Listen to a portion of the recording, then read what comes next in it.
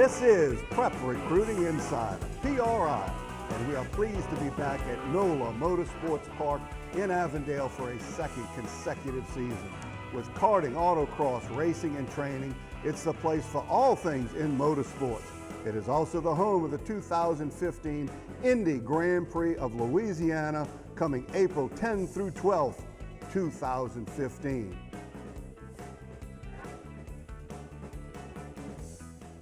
And thank you for starting your evening with us here on Prep Recruiting Insider. I'm the coach of PRI, Rick Gaille, and we're here at NOLA Motorsports Park upstairs in the Event Center.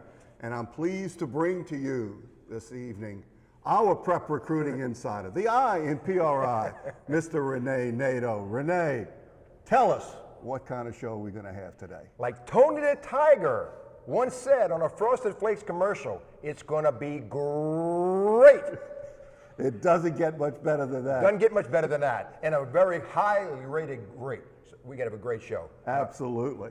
Well, we've got a different format today. We've got two panelists. We have a round table. In fact, we have a round table in front of us.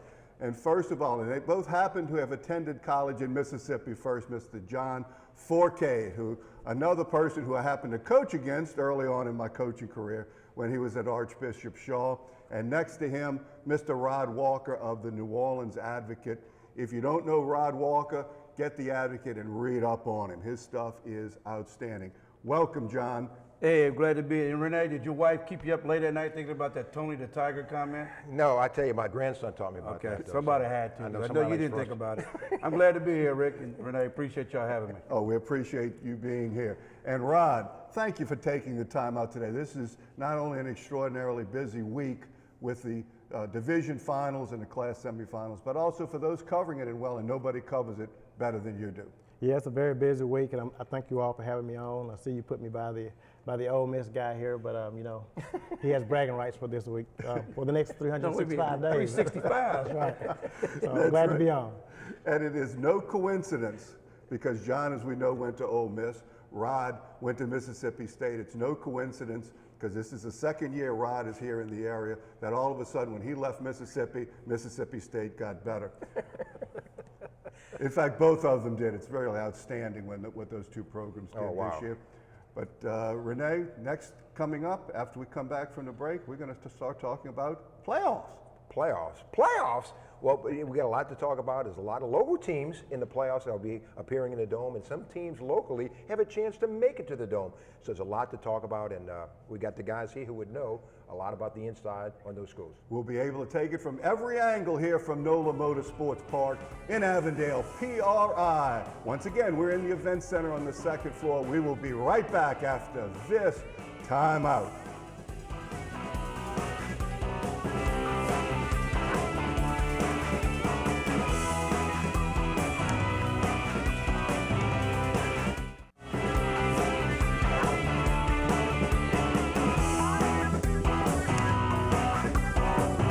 Welcome back to Prep Recruiting Insider, PRI here at NOLA Motorsports Park in Avondale. I'm your coach for PRI, Rick Gaille, here with our roundtable. First, Mr. Rene Nadeau, the insider in Prep Recruiting Insider, and we're also joined by John Fourcade and Rod Walker, and we're discussing the division playoffs, the select admission schools. Think of it that way. Select admissions are in divisions. And we're going to start with Division 4, which is the smaller schools on the division side. And Friday morning starts at 10 o'clock in the morning. We have the Ouachita Christian Eagles and the Southern Lab Kittens, Renee. Southern Lab 5 seed, Ouachita Christian 6 seed, and Ouachita Christian with 5 state titles thus far, and to their credit, that will be an interesting matchup. And John. Well, my take is this, basically. You got two teams here who's been here before. They've definitely come into the ballgame. They got players who put numbers on the board.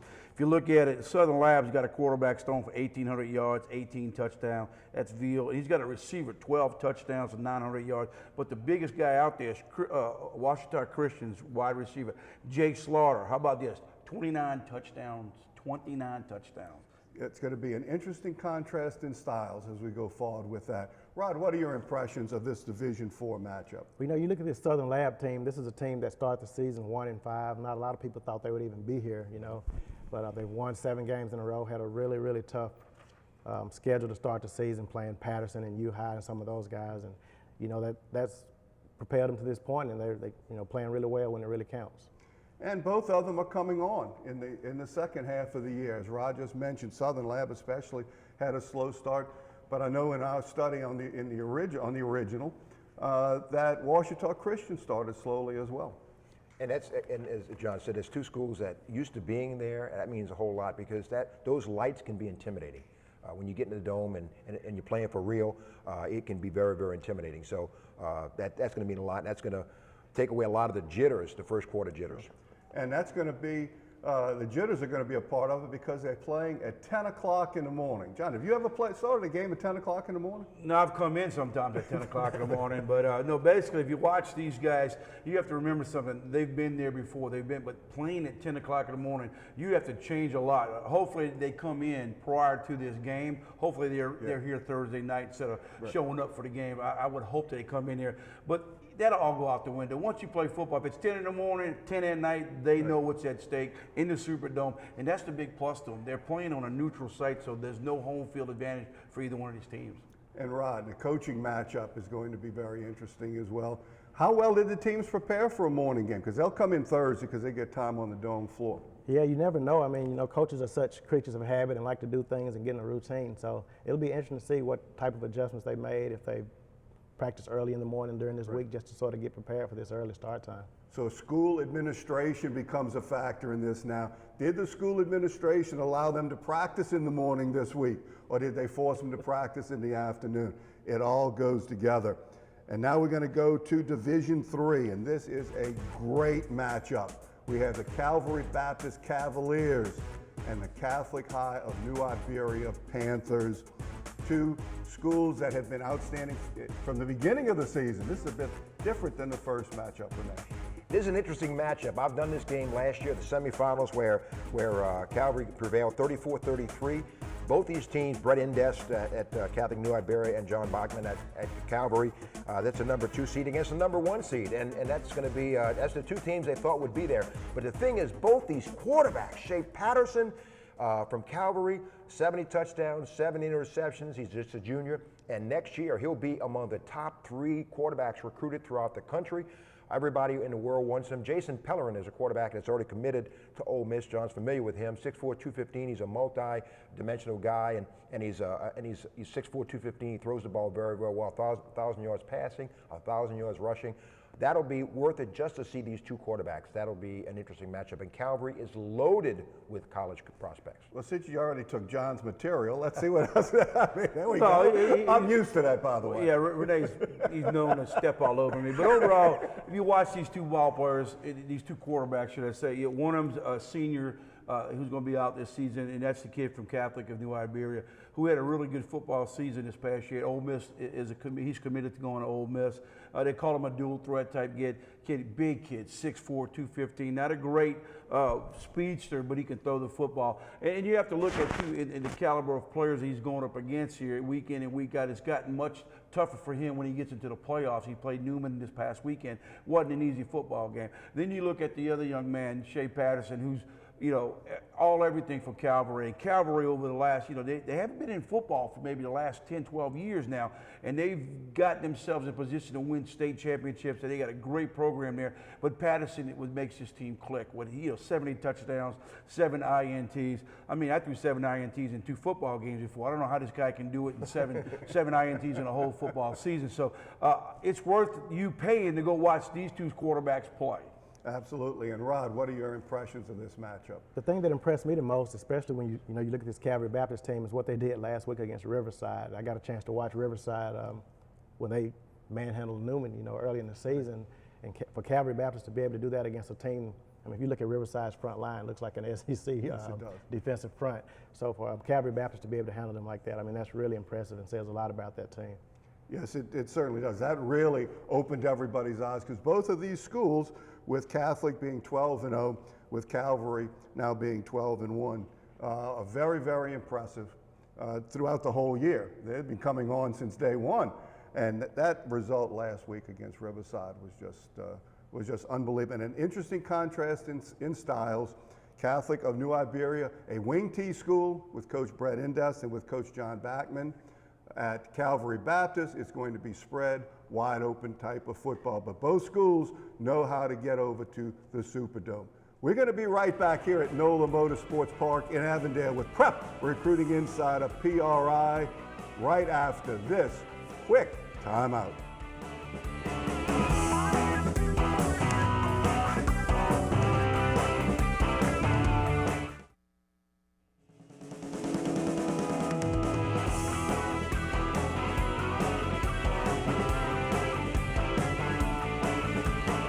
Welcome back to Prep Recruiting Insider. I'm your coach for PRI, Rick Gaille, here with our insider, Mr. Rene Nadeau, and you're getting information here you cannot get anywhere else as we continue to review the select admission schools, the divisions, and their finals coming up this Friday. And helping us along the way, John Fourcade and Rod Walker. John Fourcade of The John Fourcade Show, the man, the legend, yes indeed. The original Johnny Football, right there, along with Rod Walker, once again, of the New Orleans Advocate. If you don't know Rod Walker, you don't know sports.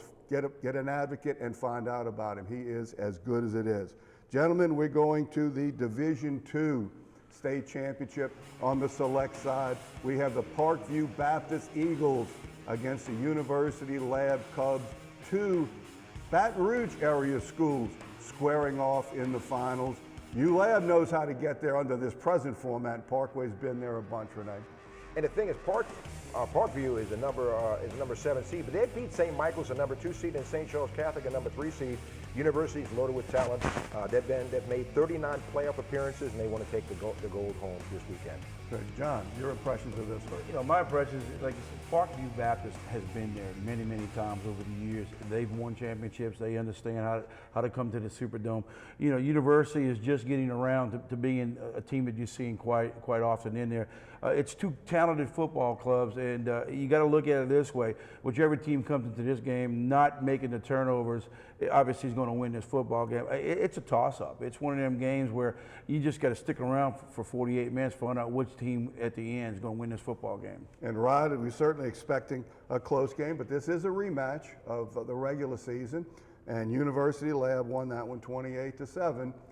Probably won't have that much of an impact this time around. Yeah, you know, the second time is usually a lot different from that first game, and the thing that impressed me about this U High team is just the abundance of talent they have on that side of the ball. You look at, you know, running back Nick Brossett, he's 7th nationally in career touchdowns, 134, I believe, and you got Manny Miles, who's Les Miles' son, playing quarterback, and Trey Jackson, who's committed to Florida, and then of course Dylan Moses, one of the top sophomores in the country. So I mean, this is a team that's just loaded with Division I talent, and they won the first time, got here last year, and lost to Curtis handily. So you'd have to think that team is going to really be focused and want to get some redemption from last year. That's right. U-High has certainly been pointing to this. An interesting contrast in coaching styles. Chad Mahaffey has been there for quite some time and built this program up to the way that it is. But Jay Maye, even though he's been there, hasn't been the head coach. Kenny Guillot's been there, and it's different. It really is. And the thing about both these teams play good defense, so points are come at a premium. And, as Rod said, second time around may be a little bit different, but it's going to be interesting to see how both these offenses attack the opponent defensively. And very different offenses. Quite different offense. And the thing about it is University coming in from what happened to them last year. It was an ugly game they played against John Curtis last year, and they're going to come in this year, and I'm sure they're going to come in with the idea of the fact that we have a pretty good quarterback ourselves, and Mr. Les Miles, his son. So I think that you'll see these. You think it's going to be a good defense? I'm going to say there'll be some points scored in this game because of the fact that they have this and the only game left to play. More points, the better it is. That's right. And Mahaffey is an offensive coach, and Maye was a defensive coordinator before he was the head coach there. Closer to a regular start time for this may or may not have an effect on the game, Ron. Yeah, that bodes well for both teams. You get to play at a normal time. You get a chance to get all your fans here, and it takes away from all the hustle and bustle of trying to get traveling and coming into town. So And there is no truth to the rumor that Les Miles' son has a trip planned to Michigan in the future to look for houses. That's completely off the table. We're going now to Division I, and this is the headliner of maybe the whole tournament, not only this week, but next week as well. We have the John Curtis Patriots squaring off against the Jesuit Blue Jays. What a great matchup this is going to be. John Curtis, a terrific win last week over Brother Martin. Jesuit beating Rummel decisively, as it turned out. What are your impressions of this one? This is interesting, but the thing is, these schools have never met, and people, fans always fantasize. Would it be interesting to see Vince Lombardi face against a Bill Belichick, or Roger Clemens throw against a Ted Williams, or Nolan Ryan against Babe Ruth? Things that will never happen. These two schools have never faced off, and it's going to happen. And both these schools have a lot of sports history. So the fans, whether you favor Jesuit or John Curtis, they're going to come out and watch this game because it's going to mean so much. It's going to be for all the. So it's going to be for everything. And John Curtis, Jesuit won the last state championship in 1960 when Curtis wasn't even around. But by the way, we're going to have Joe McKnight on as a legend a little bit later. And Joe certainly played for John Curtis and won some state championships. But so much talent on John Curtis's team, so much college talent, and Jesuit does a great job with a lot of kids that are good high school players and have really played together well at the right time. A couple of 1,000-yard rushes for the Blue Jays should be interesting. Two schools that we've had here on Prep Recruiting Insider earlier in the year, and John, we had a chance to witness just a great exhibition last week by the Jesuit Blue Jays against the Rummel Raiders. Well, we did, and unfortunately for my nephew's team, Rummel and Jay Roth, they didn't win this football game. Had a great year, but your hat's got to go off to Jesuit. They made changes, they made adjustments. They came into this ball game, and like Rod said, when you play somebody twice within a month, it's tough to beat somebody twice. The last championship was in 1960, the Jesuit Blue Jays. Renee, you did that game, if I recall. I remember I did my research, and you were announcing that game in 1960. And Curtis, 26 in a row. They got 26 championships, not in a row, but so it's a match of two different teams. One coming in with not playing. The last time Jesuit was in, it was 1978 versus St. Aug, and I remember that game. And I was, playing at Shaw. But Jesuit has got some talent as well. Their quarterback for Jesuit, don't underestimate this young man. He can throw the football. There's no doubt about it. Jesuit has made changes in their last few games to get where they're at. Now, you flip it over to JT and his team. What more can you say? It's the same. It looks like you can bring them back 10 years ago. You see the same style of offense. But the thing is, like Rene said, he's got players to run that offense and players on defense to run that defense. It's going to be a heck of a football game. That's right, Rod. Yeah, all season long, a lot of us had Rummel and Curtis. We were kind of looking ahead to that matchup, but Jesuit last week was really, really impressive. And maybe them winning may not have been that big of a surprise, but just how they won. They won pretty convincingly, and they, pretty much took it to Rummel. So really balanced team. You talk about the two running backs with Chris Mills and Charles Jackson, but then you talk about Traylor Forge also has a great passing game. Has some good targets with Khalid Lipscomb and Foster Moreau and some of those guys. They're just a really well-balanced team, and it should be an electric atmosphere in the Superdome late Friday night. JT Curtis and Mark Sanji squaring off in the Superdome. Great execution last week by both of them. We're going to come back now with the non-select side right after this break here from NOLA Motorsports Park, home of the Grand Prix of Louisiana next April. We'll be right back after this timeout.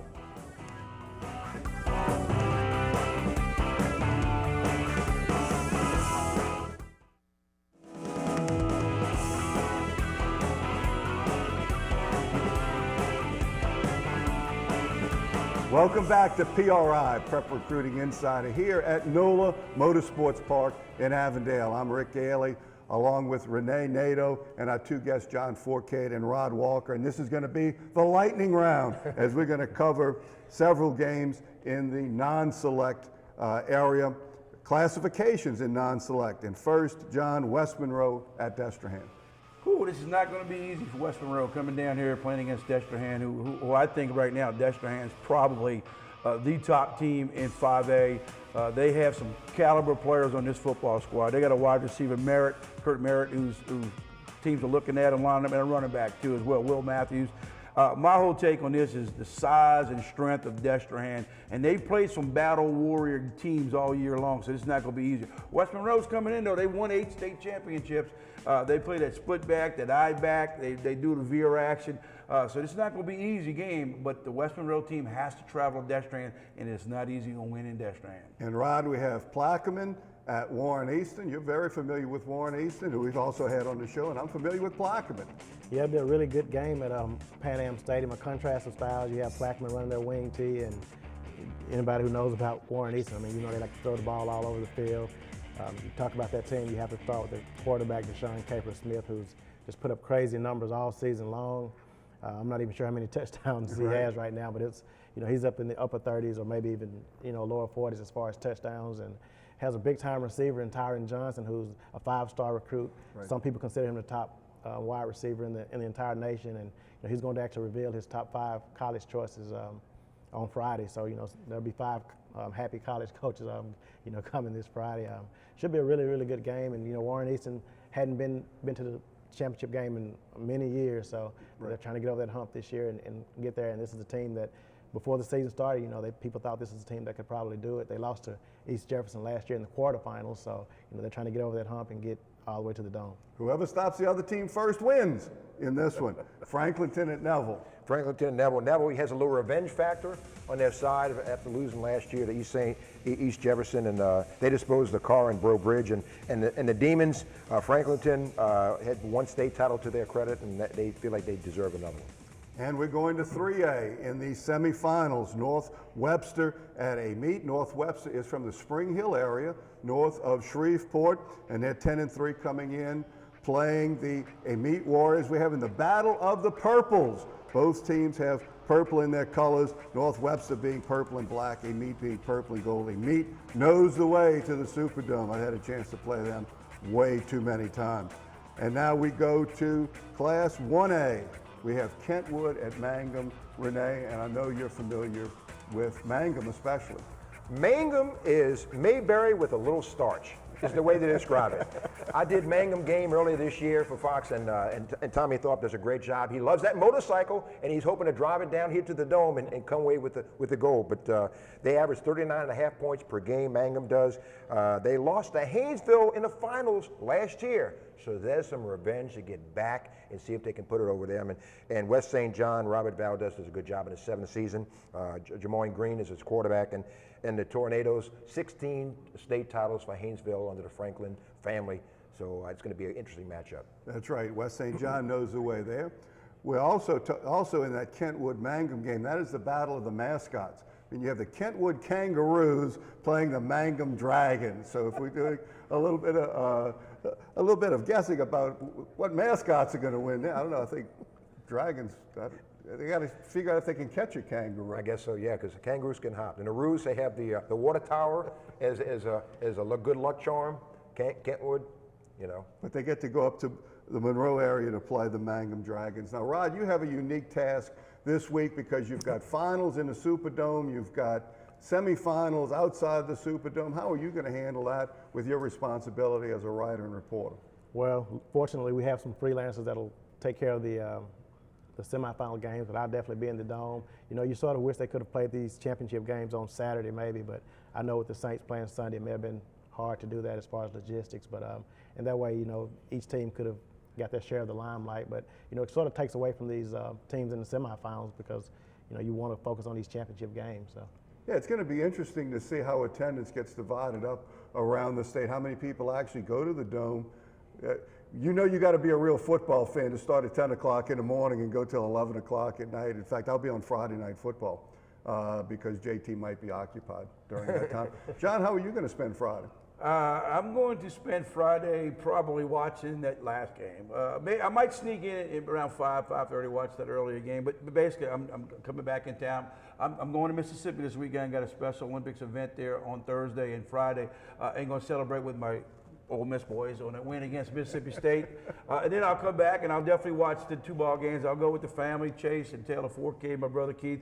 We'll go sit there. I'm definitely going to watch that JT Curtis and the Sanji game and Jesuit versus Curtis, and I will not miss that. But I agree. I think it should be on a Saturday because you get more teams that can go and people can spend the whole time. It's hard to have playoff championship one weekend and try to come back the next weekend and do it again.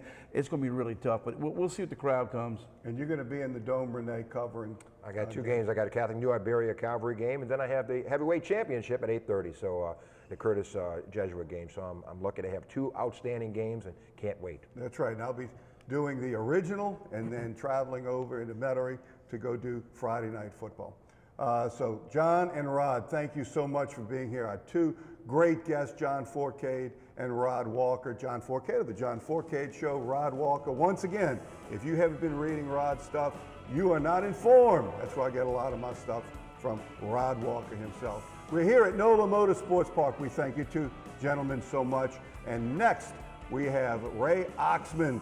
And we also have our legend, Ray Oxman, a recruiting expert, and Joe McKnight as a legend. We have those two coming up right after this break. We're here at NOLA Motorsports Park in Avondale, site of the Grand Prix of Louisiana. We will see you right on the other side of this break.